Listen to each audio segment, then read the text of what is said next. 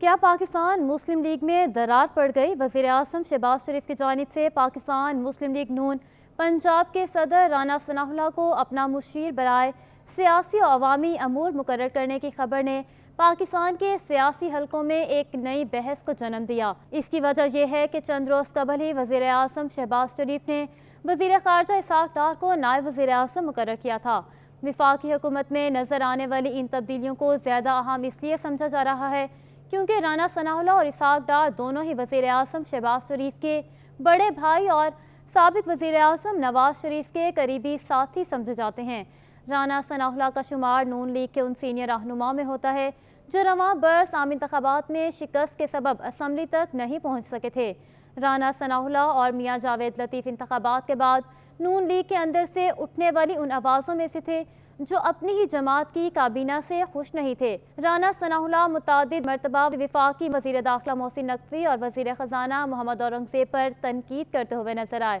ایک موقع پر وفاقی وزیر داخلہ محسن نقوی کے حوالے سے بات کرتے ہوئے رانا ثناء اللہ نے کہا تھا کہ یہ ان کی مہربانی ہے کہ وہ وزیر اعظم نہیں بننا چاہتے اور وزارت داخلہ پر ہی اکتفا کیا ہوا ہے، وہ جو چاہے وہ بن سکتے ہیں۔ وزیر اعظم شہباز شریف وزارت عظمیٰ کے ساتھ ساتھ نون لیگ کی صدارت کی ذمہ داریاں بھی سنبھالے ہوئے ہیں اور رانا ثناء اللہ ان شخصیات میں سے ایک ہیں جو اعلانیہ کہہ چکے ہیں کہ وہ چاہتے ہیں کہ پارٹی کی صدارت اب نواز شریف خود سنبھالیں۔ وزیر خارجہ اور سینیٹر اسحاق ڈار کی بطور نائب وزیر اعظم اور رانا ثناء اللہ کی وزیر اعظم کے مشیر برائے سیاسی عوامی امور تقرریاں اس طرف اشارہ کر رہی ہیں کہ شاید سابق وزیر اعظم نواز شریف اپنی جماعت اور حکومتی معاملات پر مزید کنٹرول حاصل کرنے کے خواہاں ہیں۔ رواں برس ہونے والے انتخابات سے قبل نون لیگ کی جانب سے کہا جا رہا تھا کہ نواز شریف چوتھی مرتبہ ملک کے وزیر اعظم بنیں گے، لیکن الیکشن کے نتائج کے بعد یہ رائے عام ہوئی کہ واضح مینڈیٹ اور اکثریت نہ ملنے کے سبب انہوں نے خود ہی وزارت عظمیٰ سے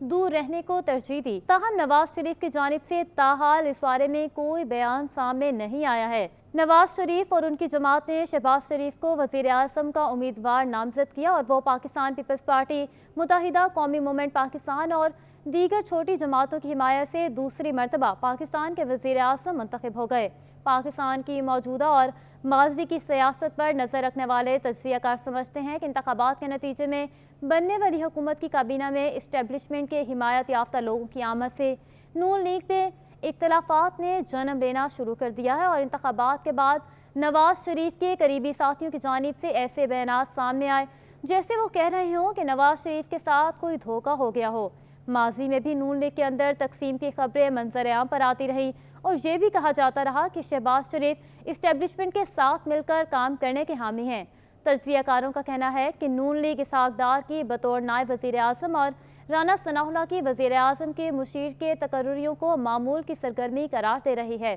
اور کہا جا رہا ہے کہ یہ فیصلے اسٹیک ہولڈرز کی مشاورت سے کیے گئے، لیکن یہ معمول کی سرگرمی نہیں ہے بلکہ ایسا معاملہ ہے جہاں سے اکثر کھٹ پٹ یا اختلافات کی ابتدا ہوتی ہے۔ تجزیہ کاروں کا کہنا ہے کہ محسن نقوی اور محمد اورنگزیب کی وفاقی کابینہ میں شمولیت کے بعد نون لیگ کے کچھ رہنماؤں باشمول رانا ثناء اللہ نے اپنی ہی جماعت کو تانے دینا شروع کر دیے تھے کہ موجودہ حکومت ان کی جماعت کی حکومت نہیں، لیکن نون لیگ کے رہنماؤں کی ایسے بیانات نواز شریف کے بیانیے کے لیے تو اچھے تھے مگر حکومت کے لیے نہیں اچھے تھے۔ رانا ثناء اللہ اور اسحاق ڈار کی تقرریوں سے حکومت نے اس تاثر کو رد کرنے کی کوشش کی اور یہ اس بات کا بھی ثبوت ہے کہ نواز شریف حکومت میں اپنی موجودگی کا احساس دلانے کی کوشش کر رہے ہیں اور انہیں اس میں کامیابی بھی حاصل ہوئی۔ تو دوسری جانب نون لیگ اس تاثر کی تردید کرتی ہوئی نظر آتی ہے کہ جماعت میں کوئی تقسیم پائی جاتی ہے۔ نون لیگ کے رہنما نہال ہاشمی پارٹی رہنما رانا ثناء اللہ کے حالیہ بیانات کو